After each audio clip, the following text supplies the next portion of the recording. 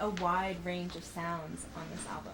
And you say that you grew up listening to Arabic folk music alongside Led Zeppelin. I'm wondering if you were ever confused creatively, or have you always just naturally done this, brought lots of different sounds together?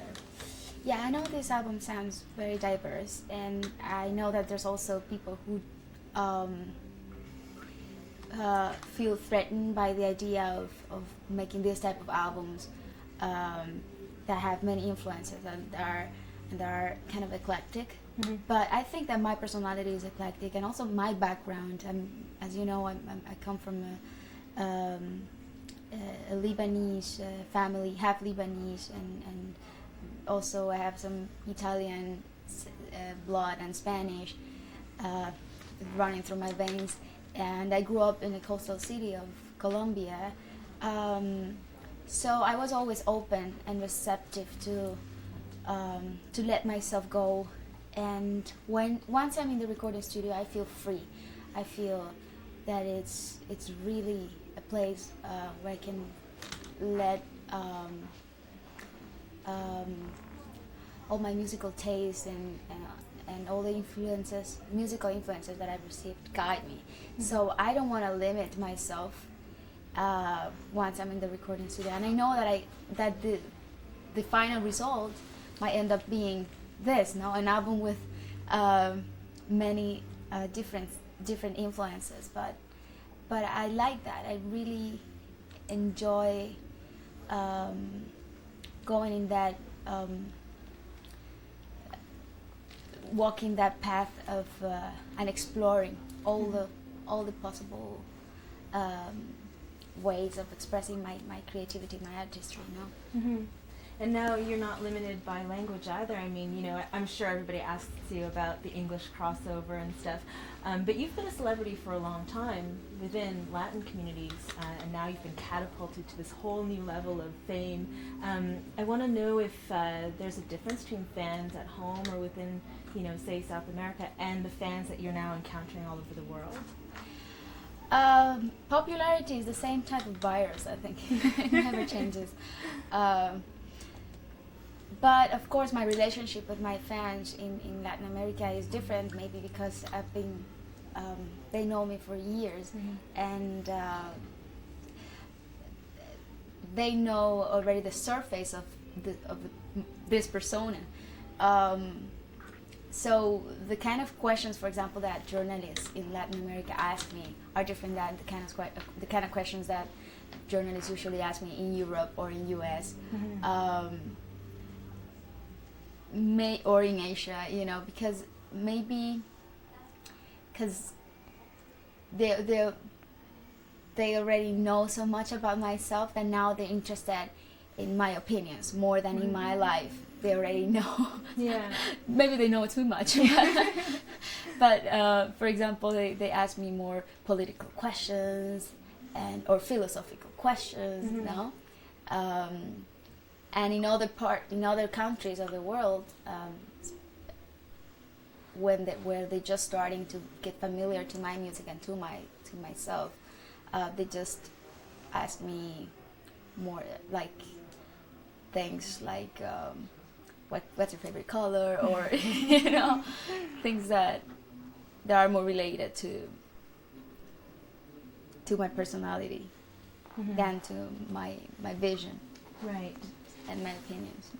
Well, it seems to me that when you're learning a new language, I don't know how long you've been studying English, but it's really difficult to speak a new language, and you have to do it, you're doing press on TV and in magazines. That seems like you have to be a really brave person to be facing that kind of stuff all the time. I mean, how do you continually muster up the courage to do this kind of thing all the time?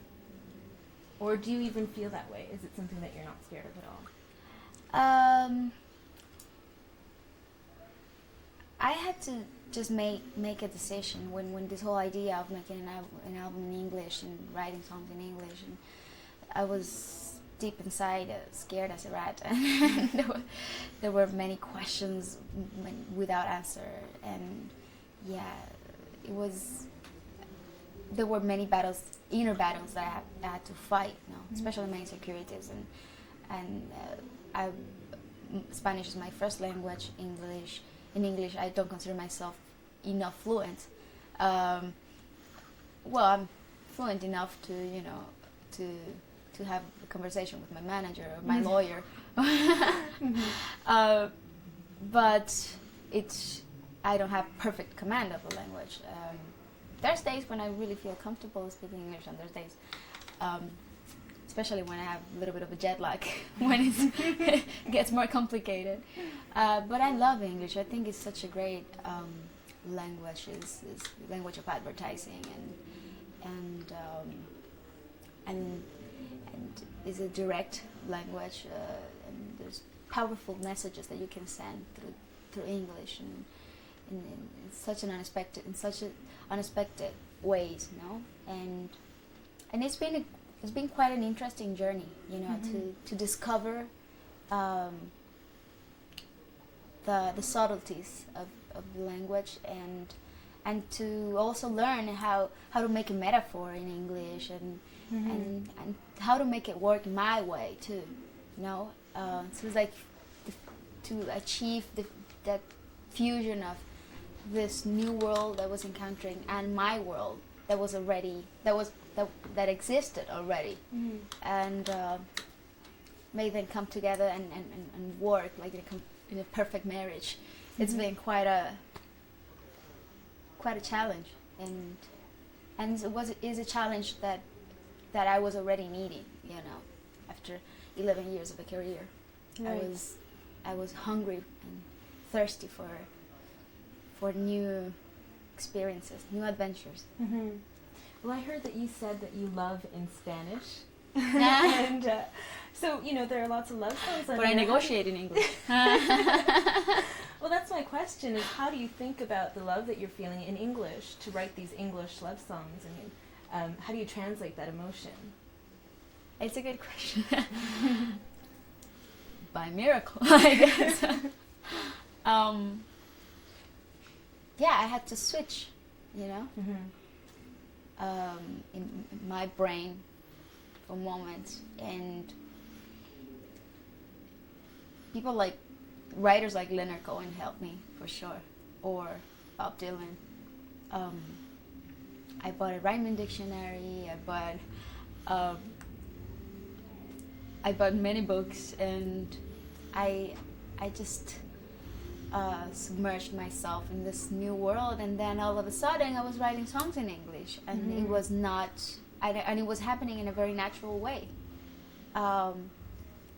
with the same style that always represented me through my songs in Spanish, and without sacrificing a centimeter of feeling or of emotions. I feel that I was very honest very true to myself during all this process. No. Now, you mentioned before that at home, journalists will ask you political questions, and I'd like to know if you consider yourself a political person. I think that somebody like me who comes from a country that has been under the whip of violence and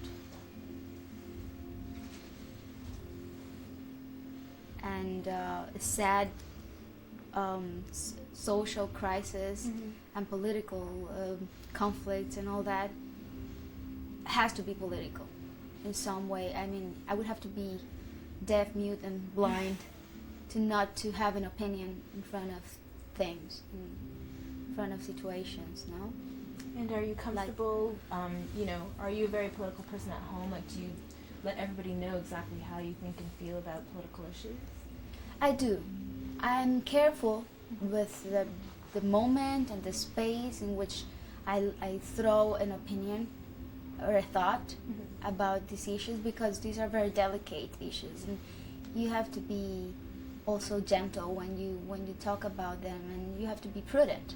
So I like to be prudent and choose the right moment to talk about those things. You can't, you know, sometimes there's journalists who ask political questions and right before jumping on a plane, you know, in the middle of an airport with like 10 fans asking you for autographs, and I'd say, hey, this is not the moment, okay? If we sit down, I'll let you know what I think, but not like this. Yeah. Because you're not just anybody, you're Shakira, and your country loves you. I'm sure anything you say carries a lot of weight, especially at home. That's why I have to be careful with my words, I think. I wanted to know... I believe in the power of a word, you know? I'm sorry, I interrupted you. No, go ahead.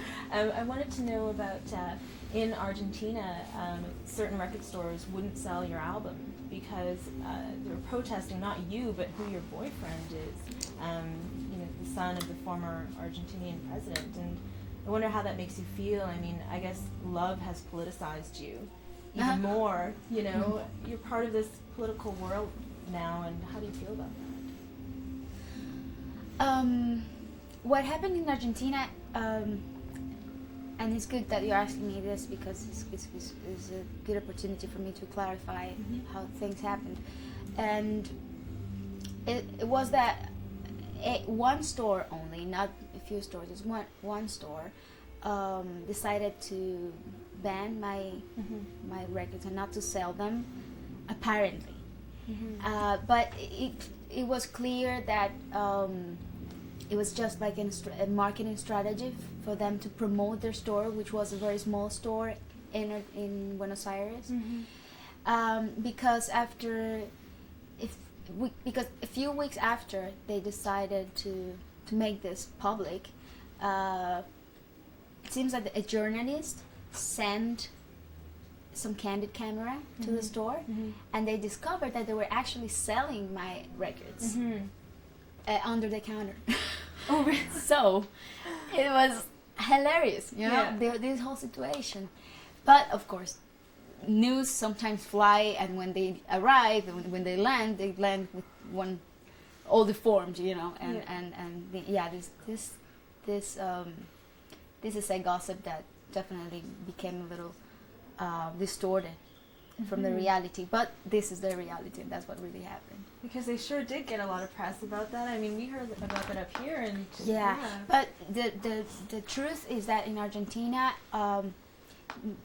this album is doing great, like the other ones in the past, and while they were banning my record in that one store, my album was like #1 in the charts. So in sales and also in the radio charts. So there was a big contradiction there. Yeah. And it is a funny story to to tell.